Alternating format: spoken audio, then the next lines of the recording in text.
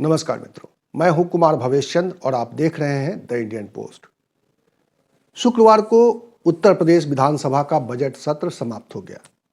Budget सत्र के दौरान मैंने बजट सत्र में होने वाली तमाम तरह की कार्रवाई को आपके सामने रखा और उससे जो संदेश निकले हैं, उससे जो खबरें निकली हैं जो आपके लिए ज़रूरी हैं, उसके बारे में मैंने आपको बताया। और मुझे खुशी है कि आपने उन खबरों को पसंद किया है, उनको देखा है, उन पर अपनी प्रतिक्रिया दी है। भविष्य में भी मैं उत्तर प्रदेश की राजनीति को लेकर और उत्तर प्रदेश में शिक्षा जगत को लेकर जो कुछ भी नए अपडेट्स होंगे उस पर मैं लगातार खबरें आपको दिखाता रहूँगा, उसको लेकर विश्लेषण मैं आपके सामने पेश करता रहूँगा। और मुझे उम्मीद है कि आप हमसे लगातार जुड़े रहेंगे और जुड़े रहने के लिए ज़रूरी है कि आप द इंडियन पोस्ट को सब्सक्राइब कर लें और उसका बेल आइकन भी दबा दें। और अगर हो सके तो हमारा वीडियो अगर आपको पसंद आता हो तो इसे अधिक से अधिक लोगों तक शेयर करें, ताकि इस बारे में जो जिस तरह की चर्चाएं मैं करता हूं, जिस तरह के सवाल मैं उठाता हूं, जिस तरह की समस्याओं पर मैं बात करता हूं, उसके बारे में अधिक से अधिक लोगों को जानकारी मिले और वो उस पर एक अपनी राय बना सके। दरअसल मीडिया का काम भी यही है कि वो सरकार और जनता के बीच में एक पुल का काम करे, बल्कि जनता की समस्याओं को सरकार तक पहुंचाने में अपनी भूमिका निभाए और सरकार जो फैसले करती है, सरकार जो निर्णय लेती है, उसे जनता तक पहुंचाए। आपने देखा होगा कि इस विधानसभा सत्र के दरमियान ऐसे ढेर सारे फैसले हुए जिनके बारे में आपको बहुत ज़्यादा जानकारी नहीं हो पाई होगी। और ऐसा इसलिए हुआ क्योंकि मैंने महसूस किया है कि उत्तर प्रदेश में विधानसभा की कार्रवाई की रिपोर्टिंग को लेकर हिंदी से अंग्रेजी अखबारों में उस तरह की कोई ऐसी व्यवस्था नहीं है, क्योंकि विधानसभा का सत्र इस बार 11 दिन चला और उसके अलावा 11-11 घंटे, 12-12 घंटे काम हुए। उसके बावजूद उस दरमियान जो चर्चाएं हुई, उस दरमियान जो बातें हुई, उस दरमियान जो सरकार ने जिन फैसलों के बारे में चर्चा की विधानसभा के पटल पर, उनकी खबर आपको अखबारों में देखने को नहीं मिली, क्योंकि उस तरह से, उस गंभीरता से रिपोर्टिंग नहीं हो रही है। मैंने पहले भी, मैं जब 2010 में उत्तर प्रदेश में आया था, उससे पहले मैं दिल्ली में लोकसभा और राज्यसभा कवर कर चुका था। और जब मैं उत्तर प्रदेश में आया अमर उजाला अखबार में, तो उस वक्त मैंने देखा कि अखबारों में विधानसभा की रिपोर्टिंग को लेकर कोई बहुत ही ज़्यादा सक्रियता या उत्सुकता नहीं है, जबकि विधानसभा में ऐसी चर्चाएं होती हैं जिनका जनता से बहुत ताल्लुक होता है, जिससे जनता का बहुत बड़ा साबका जुड़ा होता है, उससे उनका मतलब होता है। और विधानसभा में सरकार गलत बयानी नहीं करती है, ये बात भी हम और आप जानते हैं, क्योंकि ऐसे मामलों में विशेषाधिकार हो जाता है। जब आप कुछ अनाउंसमेंट करके उसे ज़मीन पर गलत उसका काम करेंगे तो आपके ऊपर विशेषाधिकार हो सकता है। तो नियमों के अनुकूल चलना होता है, चाहे वो सत्ता पक्ष हो, चाहे वो सरकार हो। और आपने देखा होगा कि विशेषाधिकार को लेकर एक मामला तो इस सत्र में आया भी था, बहुत ही दिलचस्प मामला था, जिसमें पुलिस वालों ने एक माननीय विधायक को प्रदर्शन करने से रोकने की कोशिश की और उस पर एक तरह से और उनके ऊपर हिंसा हुई। तो बाद में क्या हुआ, आपने देखा उस वीडियो को, जिसमें विधानसभा में किस तरह से अदालत में बदल गई और अदालत की तरह वहाँ कार्रवाई चली और आखिरकार उनको कैद की सज़ा हुई। पुलिस वालों को, कानपुर का ये मामला था और कानपुर के एक विधायक महोदय को प्रदर्शन करने से रोका गया था। और इसीलिए किस तरह से ये कार्रवाई चली और कितने लंबे समय बाद लेकिन ये घटना हुई। और इस तरह से लोकतंत्र में जो विधानसभा के जो विशेषाधिकार हैं, उसके बारे में एक नई चर्चा शुरू हुई है।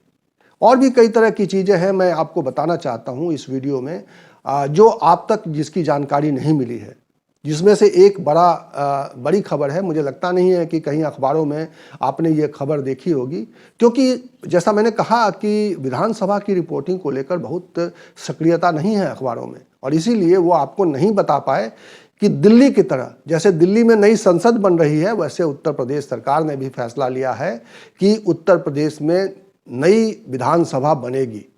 क्या आपको मालूम था? आज से पहले आपको मालूम था? शायद नहीं मालूम रहा होगा, या बहुत कम लोगों को मालूम रहा होगा, क्योंकि इस तरह की रिपोर्टिंग नहीं हो रही है। इतनी गंभीरता से विधानसभा को सुना नहीं जा रहा है, इतने संसाधन नहीं झोंके जा रहे हैं, जबकि अखबारों के पास तमाम रिपोर्टर्स हैं, अगर वो चाहें कि हर घंटे हर दूसरे घंटे के लिए रिपोर्टर्स को लगाया जाए तो इस तरह की खबरें आपको मिल सकती हैं, लेकिन शायद आपको ये खबर इसलिए नहीं मिल पाई क्योंकि कोई इतना पेन लेना नहीं चाहता है। जो ऐसी खबरें हैं जिसमें बहुत ही ज़्यादा कह सकते हैं कि उस तरह का माहौल बनाने की कोशिश होती है, उस तरह की खबरें होती हैं तो मीडिया उसको बहुत ही ज़्यादा उछालता है। अगर विधानसभा के अंदर सत्ता पक्ष और विपक्ष उलझ जाए और उनके बीच में तू मैं हो जाए तो ये खबरें मीडिया के लिए बहुत ही दिलचस्प खबरें होती हैं और वो खबरें आपके सामने परोस सकते हैं। लेकिन जो खबरें वहाँ निर्मित होती हैं, जो अनाउंसमेंट वहाँ होते हैं, वो जानकारी आपको नहीं मिल पा रही है, ये मैं कहना चाहता हूँ। और इसीलिए आपको ज़रूरी है कि आप ऐसे मीडियम के साथ जुड़े रहें जो गंभीरता से प्रदेश में होने वाली खबरों को आप तक पहुँचाने की कोशिश करें। तो एक तो विधानसभा की ये खबर है, जो नई विधानसभा उत्तर प्रदेश में बन रही है, जिसकी जानकारी मैं आपको दे रहा हूँ। इसके डिटेल्स मैं आगे बताऊँगा। एक और मैं आपको जानकारी दे दूँ, अगर आने वाले वीडियो को आप ध्यान से सुनेंगे तो आप खुद भी समझ जाएंगे, लेकिन मैं आपको बता देता हूं कि उत्तर प्रदेश सरकार ने यह भी फैसला किया है कि नोएडा की तर्ज पर बुंदेलखंड क्षेत्र में एक Jhansi Bundelkhand industrial development authority बनाने की कवायद शुरू की जा रही है और इस बजट में उसके लिए प्रावधान किया गया है। ये एक लंबा समय लगेगा इसको बनने में, लेकिन नोएडा के अलावा प्रदेश में उस तरह की एक व्यवस्था होगी जहां पर इंडस्ट्रियल ग्रोथ के लिए एक सरकार सहायता देगी और वहां पर एक उद्योगों का विस्तार हो सकेगा। और उद्योगों का विस्तार का मतलब कि लोगों को उससे रोजगार मिलेंगे, लोगों को नौकरी मिलेगी और वहां पर तरह तरह की गतिविधियां शुरू होंगी तो उस क्षेत्र का विकास होगा। जैसा हम जानते हैं कि उत्तर प्रदेश में जो दिल्ली से लगा हुआ इलाका है नोएडा, वहां पर किस तरह से विकास होता है।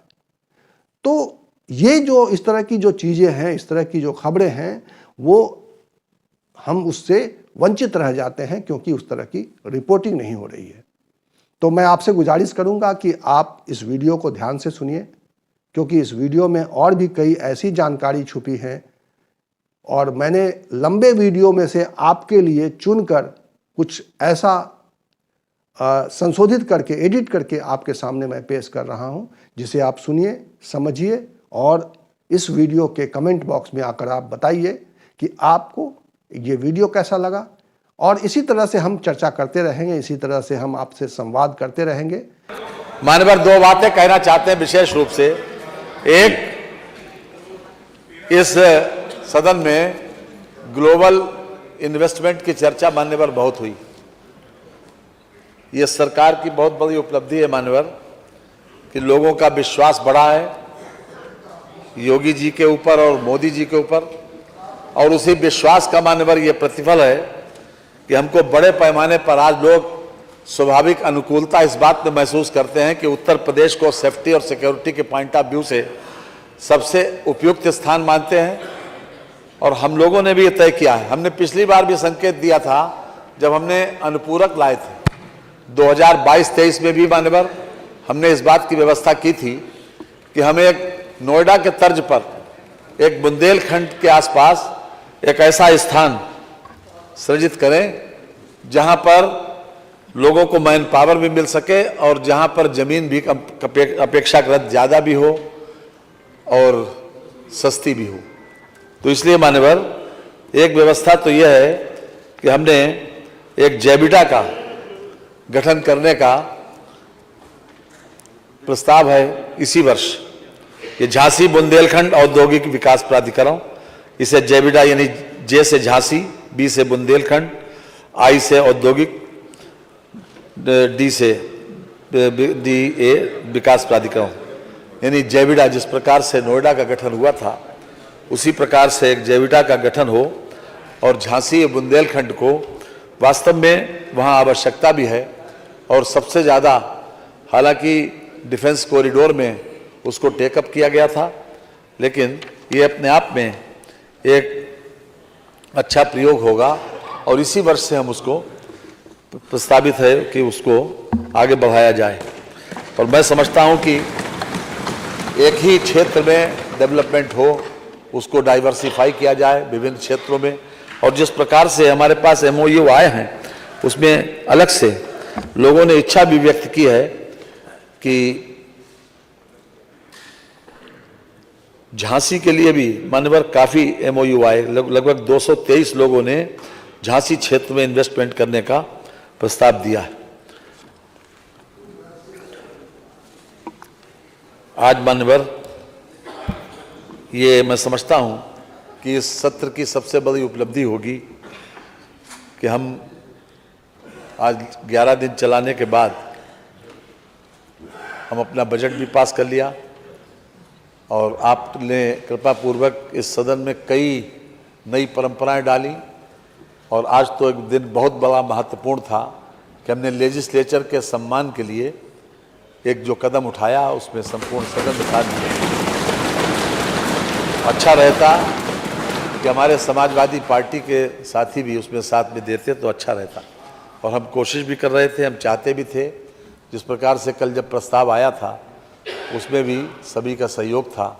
अब जिस परिस्थिति में भी आपने कहा, लेकिन जहाँ एक हम लोग शुरू से ये परंपरा रही है कि जहाँ विधायक की कोई निजी बात होती है या किसी प्रकार का इस प्रकार का कोई प्रकरण होता है तो सभी लोग कहते हैं कि निजी मामला है तो इसमें सबको सुन लिया जाए, तो अच्छा होता तो अगर आप लोग भी रहते। बहरहाल अब जिस परिस्थिति में भी नहीं रहे, लेकिन इस लेजिस्लेचर को हम हर तरह से इसका सम्मान बरकरार रहे, इसका सम्मान बढ़े, प्रत्येक विधायक का सम्मान बढ़े। जो स्थिति पैदा हुई वो भगवान करे न पैदा हो, उसकी किसी प्रकार से पुनरावृत्ति न हो, यही उद्देश्य है। और हम हर तरह से चाहते हैं कि सामंजस्य बना रहे कार्यपालिका में और व्यवस्थापिका में। हम किसी प्रकार का दुराव चाहते नहीं हैं, लेकिन कभी कभी मान्यवर इस प्रकार की स्थिति पैदा होती है, तभी इस प्रकार के निर्णय भी लिए जाते हैं। और उसी परिप्रेक्ष्य में आज जो निर्णय लिया गया, मैं समझता हूँ कि ये इस सदन के लिए ही नहीं, आने वाली पीढ़ी के लिए और आने वाले लोगों के लिए और पूरे बाकी सदनों के लिए भी, हिंदुस्तान के दूसरी विधायिकाओं के लिए भी अपने आप में एक सबक होगा। और उद्देश्य केवल यही था कि वो लोग रियलाइज़ भी करें और किस सीमा तक हमको जाना है, किस सीमा तक नहीं जाना है, इस बात को रियलाइज़ करने का भी एक बात थी। लेकिन आपने कृपापूर्वक उसको बड़े अच्छे ढंग से उसका निस्तारण किया, इसलिए हम आपको विशेष रूप से बधाई देते हैं मान्यवर। हम नेता प्रतिपक्ष को, उन्होंने हमारी सदन की कार्रवाई में हर समय भाग लिया, उसके लिए हमारे सभी वरिष्ठ नेता जो समाजवादी पार्टी के हैं, हमारे चाहे लोक दल के हों, चाहे अपना दल के हों, चाहे मान्यवर राजा भैया उनके साथी हों, या BSP के, कांग्रेस के और निषाद पार्टी के भी, हम जितने भी लोग हैं सदन में, उन्होंने सबने इस बार किसी न किसी रूप में अपने विचारों से सदन को लाभान्वित किया। और इसी प्रकार से हम आगे भी उम्मीद करते हैं कि सभी लोग सदन की कार्रवाई में अधिकाधिक भाग लें। हमारे नए सदस्यों ने भी, राज्यपाल के भाषण पर भी लगभग 150 लोगों ने, और बजट के ऊपर भी 134-35 लोगों ने मान्यवर अपने विचार रखे। मैं समझता हूं कि पीछे के जितने भी सदन हुए होंगे, इस वर्ष ही नहीं पीछे भी, उसमें इतने बड़ी पैमाने पर एक सत्र में लोग 250-300 लोग बोले, तो ये भी अपने आप में एक बड़ी उपलब्धि है। और जो देर तक जो आपने सदन आगे दिनों तक नहीं चल पाया, जो आपने रात में 9 बजे, 9:30 बजे, रात में 12 बजे तक चलाया, मैं समझता हूँ कि वो अपने आप में उन लोगों की बात का ख़ास तौर से जवाब है कि जो कहते हैं कि सदन नहीं चला। तो जितने घंटे हमने आगे बढ़ा के ये सदन चलाया, तो मैं समझता हूँ कि वो अपने आप में उस बात की पूर्ति कर देता। मैं अपने जितने भी प्रमुख सचिव हैं विधानसभा के और सभी जितने अधिकारी हैं, उनके प्रति भी मान्यवर धन्यवाद ज्ञापित करता हूँ, ख़ास तौर से कि उनका बहुत बड़ा सहयोग, रात तक जगने का और यहाँ पर काम करने का उनका पूरा सहयोग मिला। यहाँ जितने भी हमारे मार्शल और जितने भी सुरक्षाकर्मी हैं, सबके जो अधिकारी हैं यहाँ पर मान्यवर, उनको भी प्रति भी हम आभार प्रकट करते हैं।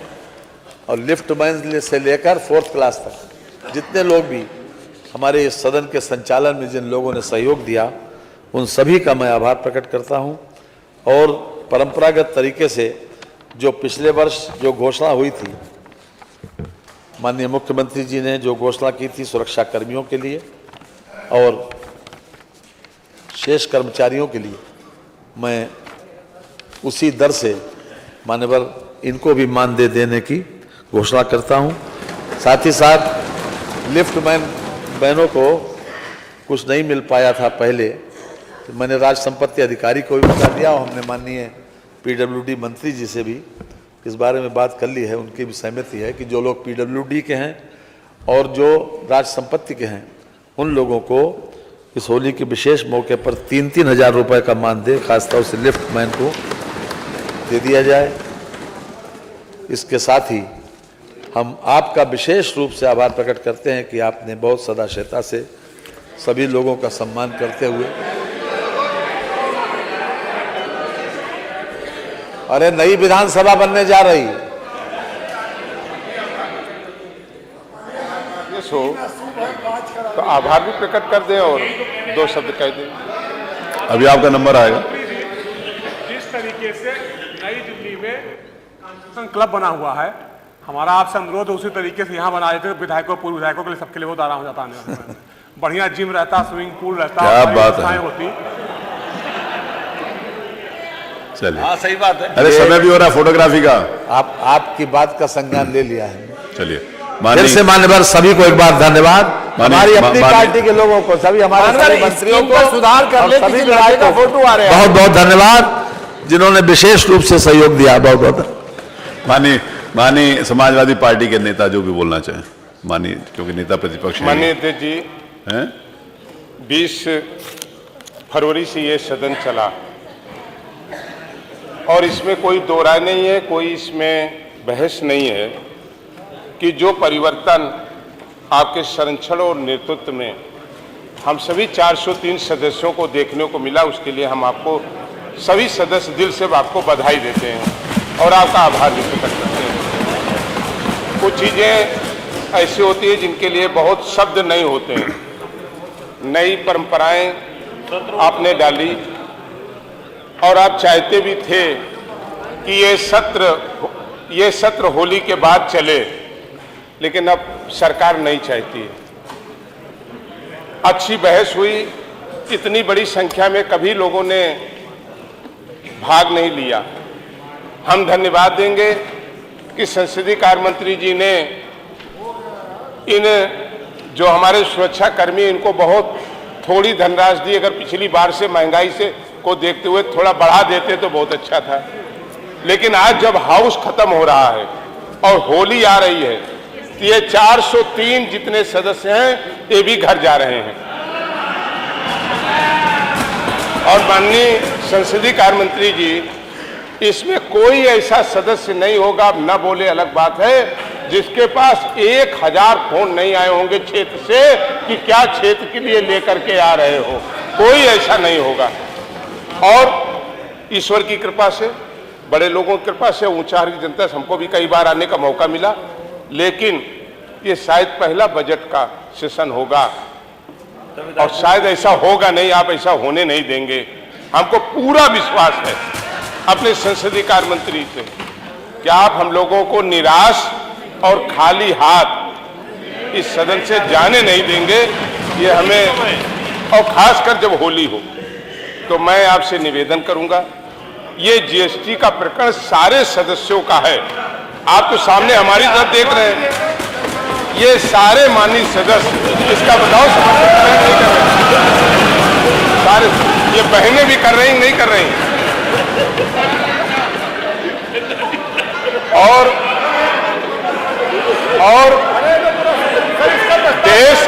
देश के सबसे बड़े सूबे का, देश के सबसे बड़े सूबे का और इतने बड़े बजट को लाने वाला हमारा वित्त मंत्री, वो इतना कंजूस नहीं हो सकता है कि 403 विधायकों को आज निराश करके भेजे।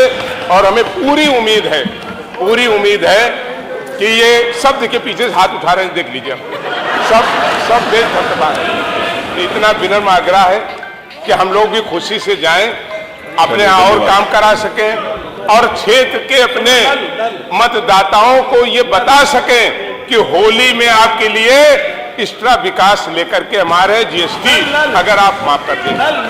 परंपरा रही है अपना देखिए, हर 5 से बजट खत्म में करना है। 100 सब लोगों को 5-10 पर दिए गए, अंधेरा हो जाएगा, फोटो नहीं हो पाएगी। 5 साल दिया गया, अंधेरा हो जाएगा, फोटो गर्मी नहीं भी हो आ गई। इस पर कुछ विचार कर ले माननीय संसदीय कार्य मंत्री जी, और तालियों से स्वागत करिए ना, बोले जा रहे हैं। चलिए, धन्यवाद, बैठिए, हो गया। कार्य मंत्री जी कृतज्ञता पूर्वक बैठिए। जरूर सदस्यों की बात को देखिए, काम होने से पहले स्वागत कर दिया ना, काम होने के बाद करना चाहिए था। ये सदन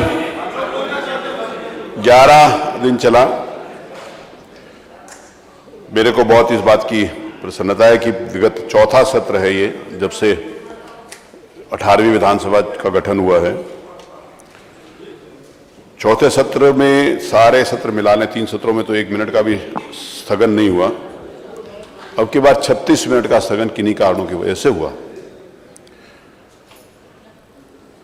83 घंटे 15 मिनट ये सदन चला। अगर हम वैसे देखें कि पूर्व के तरीके से 11 बजे से 5 बजे तक चलता था, तो लगभग 2 गुना ज्यादा ये सदन चला।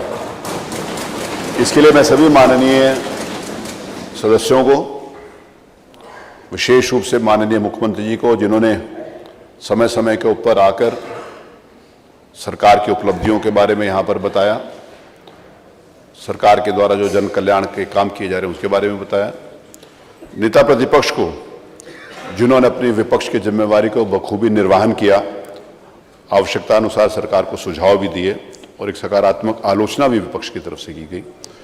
तो ये सारी बातें लोकतंत्र का एक हिस्सा हैं। मैं कई अवसरों के ऊपर इस बात को कहता हूं कि लोकतंत्र बिना पक्ष और प्रतिपक्ष के पूरा नहीं होता। जब दोनों साथ मिलकर चलते हैं तब लोकतंत्र पूरा होता है। कई नए प्रयोग सबके सहयोग से किए गए, उसका आवश्यक मार्गदर्शन, आवश्यक उसके लिए संसाधन सरकार के द्वारा दिए गए। इसी के लिए मैं माननीय वित्त मंत्री जी को बहुत बहुत हृदय से धन्यवाद देता हूं कि जब भी आवश्यकता पड़ी मुझे किसी भी प्रकार के संसाधन की उत्तर प्रदेश की विधानसभा में काम करने के लिए, तो मेरे को उनके द्वारा उपलब्ध कराए गए। बहुत सारी नई चीज़ें हुई हैं, जैसे आज के बारे में यहाँ पर चर्चा हुई। मैं यहाँ पर फिर स्पष्ट कर देना चाहता हूँ कि लोकतंत्र के 3 जो महत्वपूर्ण स्तंभ है, जो संविधान में लिखा हुआ है, कार्यपालिका, न्यायपालिका और विधायिका, और चौथा स्तंभ कालांतर के अंतर्गत पत्रकारिता के नाते से भी एक महत्वपूर्ण स्तंभ के नाते से हम सबके सामने है। हम सबको मिलकर चलना है, एक दूसरे को नीचा दिखाने की प्रतिस्पर्धा नहीं करनी। अगर हम एक दूसरे को नीचा दिखाकर आगे बढ़ना चाहेंगे तो लोकतंत्र कभी भी स्वस्थ नहीं होगा और लोकतंत्र की मंशा को हम कभी भी पूरा नहीं कर पाएंगे।